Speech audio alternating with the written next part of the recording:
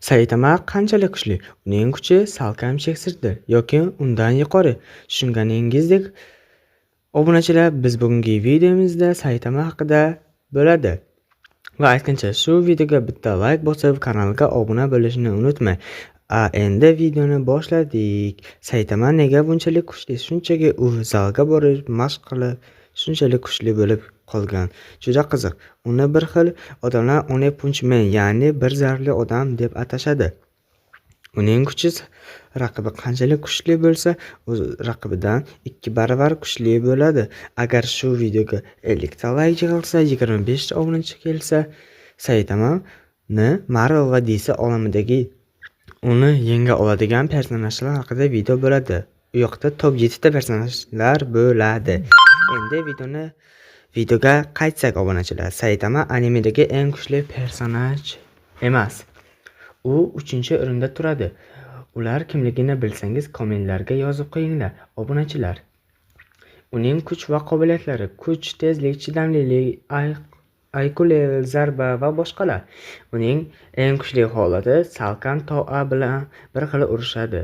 Saitama kimlardan kuchli? Thor, Superman, Thanos, Darkseid, Doctor Doom, Mr. Fantastic, Temir Odam, WandaVision, Alice, Ultron, Batman, Flash, Cyborg,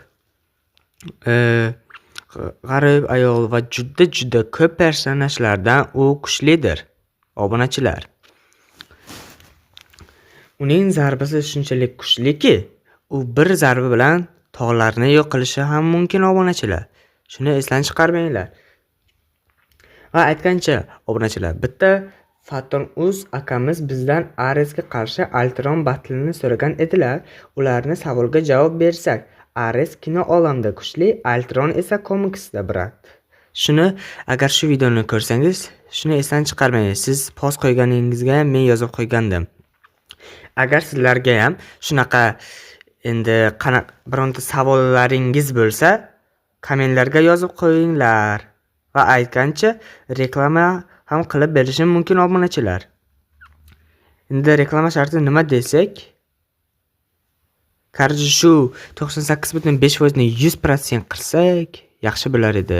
Reklamaga kelsak, obunachilar, reklamamiz shu videoga bitta like bosib, obuna bo'lib, komment yozib, qo'ng'iroqcha tugmasini bosib qo'ysangiz, reklama sizni reklama qilib beraman.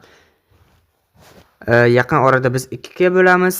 Shuning uchun kanalga obuna bo'lishni unutmanglar. Saitama dan eng kuchlilar videoning oxirida berilgan o'shalarni otini kommentlarga yozib qo'yinglar, obunachilar. Demak, nima desak? Qarshi Saitama juda ham kuchli personajdir.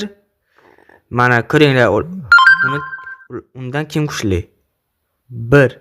Goku undan kuchli. Bu 2-o'rinda turadi anime olamida. Buni esa otini kommentlarga yozib qo'yinglar, obunachilar. Men buni bilaman, lekin sir tutyapman.